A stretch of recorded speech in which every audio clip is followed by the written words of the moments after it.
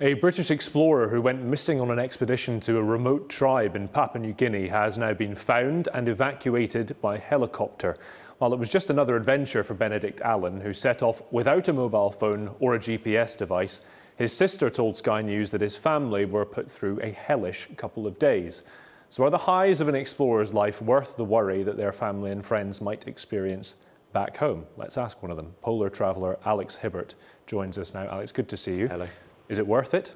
I think you have to make a decision based on the responsibility that you have to your family, to your friends, and also to your sponsors or TV networks. He's obviously decided that he wants to go ultra pure, that is, not using any form of technology. My personal view is that you have a responsibility to have at least a one-way emergency beacon, which tells people if there is a problem, where you are, and that you need to be picked up. You can go one step further and have two-way communication, which I think is even better. So why do people make that decision not to do what you're describing? Is it pressure from sponsors? Is it personal pressure put on yourself as an explorer? I would say actually the pressure would be from a sponsor is to take more and more technology with you. He's obviously decided for his own personal reasons that he wants to go ultra pure. Now I would say that I'm a purist and I don't like to take shortcuts or to cheat, but he has gone this extra step beyond. So I would say that actually if you are going to be going out in 2017 to do very tricky trips in remote parts of the world, then really you do have a responsibility to take with you at least one way of telling people if things do go wrong. Why that innate desire to be ultra pure and do it? I mean, I presume it's nothing, you don't get a Guinness World Record if you do it with less GPS equipment. Why? I think it's a bit of a pushback against the fact that these days it seems to be too easy. So actually they might say, okay, I can go and do this without a GPS, without a satellite phone.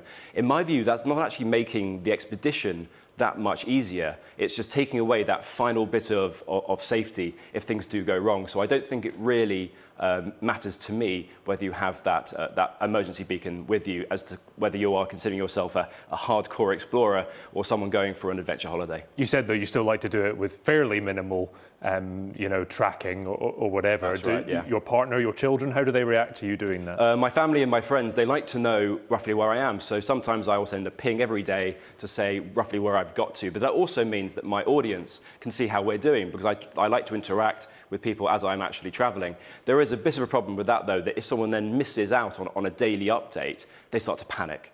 And so if you have too much technology and people expect too much from you, if something does go very minorly wrong, they might get too worried. Without, I don't want to ask you to put yourself in this Benedict Allen's shoes too much, but having to be flown out of Papua New Guinea, causing a lot of panic, how will he feel? He will be slightly embarrassed, I suspect, that he's caused a bit of a fuss. I'm sure. Do you think embarrassment is the overriding? I think so, because generally people who work in my sort of industry, if you can call it an industry, do like to be able to look after themselves. And the idea of having to be gone and got from somewhere and taken back to safety again, that doesn't really help. And also, if you're building a career in that sphere, being rescued doesn't help at all. Alex Hibbert, Polar Explorer, thank you very much. Thank you.